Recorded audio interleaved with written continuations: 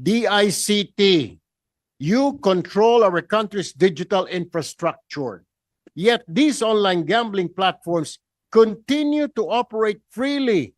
Their servers running and their payment systems working uninterrupted. Where is the digital protection our people deserve? Paano napabayaan at lumaki ng ganito? Bakit kayo nagiging kasangkapan pa ng mga online gambling companies para wasakin ang buhay ng marami-rami nating kababayan? Bakit? And now please allow me to deliver my opening statement. My esteemed colleagues, distinguished government officials present, our fellow Filipinos watching these proceedings, good morning. Good morning.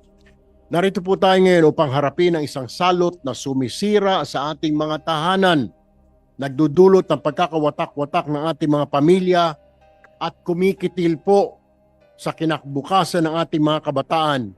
Ang salot na ito, walang iba ay ang online gambling. Let me say this at the very start. It does not matter whether it is legal or illegal, licensed or unlicensed. Online gambling is destroying our lives. Itigil na po natin ito. Let us not sugarcoat the truth. Behind the glossy advertisements and the so-called regulation is a multi-billion peso industry that thrives on addiction. Addiction that drives fathers to abandon their responsibilities, push mothers into crippling debt, and leaves children to grow up in broken homes. We have students dropping out of school, not for lack of intelligence, but because online gambling consumes their time, allowance, and will to learn. We have workers whose productivity has collapsed, not out of laziness, but because they spend the night chasing their losses on their phones. We have families driven to ruin, individuals pushed to suicide because of this addiction. And yet, this industry persists sa ilalim pa ng mga lisensya ng gobyerno mismo ang nagbigay. PAGCOR, you were created to regulate and control games of chances, supposedly for the benefit of the nation. But no less than the Department of Finance recently reported that 60% of the online gambling operations are illegal. From September 2022 to August 6, 2025, 11,985 illegal online gambling sites have been identified, of which 6,363 are online casino games, 236 are offshore sites, and 4,813 are links for online sabong. More than 3,000 of these illegal online gambling sites remain active, and that is not even counting the unidentified platforms. PAGCOR, your continued licensing of online gambling operators has fueled this epidemic. You cannot claim innocence when your revenues are stained with tears of families you helped destroy.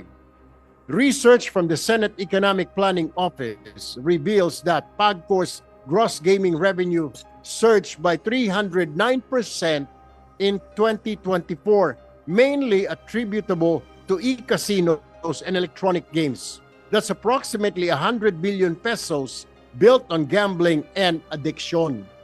Pinagbabawal po natin o pinagbawalan natin ang Pogo, nagsilipatan naman sa Pigo. Ang masama, Pilipino mismo ang biktima at kawawa ngayon, unlike sa Pogo, mga Chinese at foreigners po ang biktima. Mas mahalaga ba ang bilyong-bilyong pisong kita kaysa sa pagkawasak ng maraming pamilyang Pilipino? Pagkasibak sa trabaho ng mga manggagawa o mga estudyante na tumigil sa pag-aaral? At ang pinakamasaklap at higit na hindi katanggap-tanggap ay ang pagkitil ng sariling buhay dahil sa sugal na pinapayagan po ng pamahalaan. DICT, you control our country's digital infrastructure.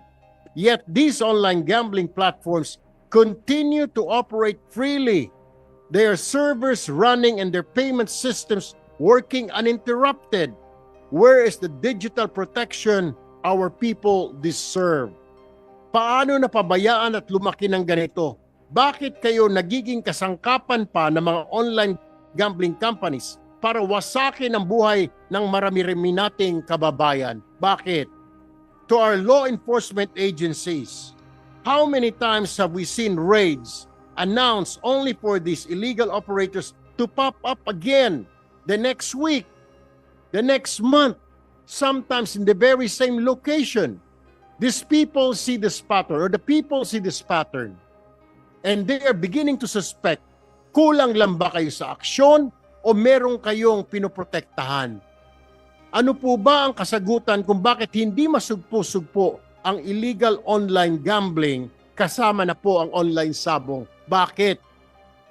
Ladies and gentlemen, the truth is harsh, but it must be spoken as long as online gambling exists. We are breeding the next generation of addicts, debtors, and broken families. No amount of tax revenue can justify this human cost. Bilyon-bilyon man ang kitain po ng ating bayan mula sa online gambling, ngunit kung ang katumbas naman ito ay pagkakawatak-watak ng mga pamilya at wasak na kinabukasan ng mga kabataan, wala rin po itong saysay. Right now, we face two policy paths: a complete ban on all forms of online gambling or stricter and more effective regulation. Kung ako lamang po ang tatanungin, I stand firm on this. We must shut it down completely.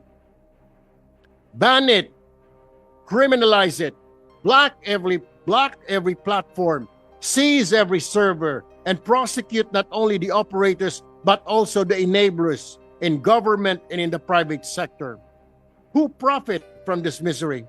Nevertheless, as the chairperson of this panel, I will be open to hearing the positions of all stakeholders who are responsible and affected by this industry.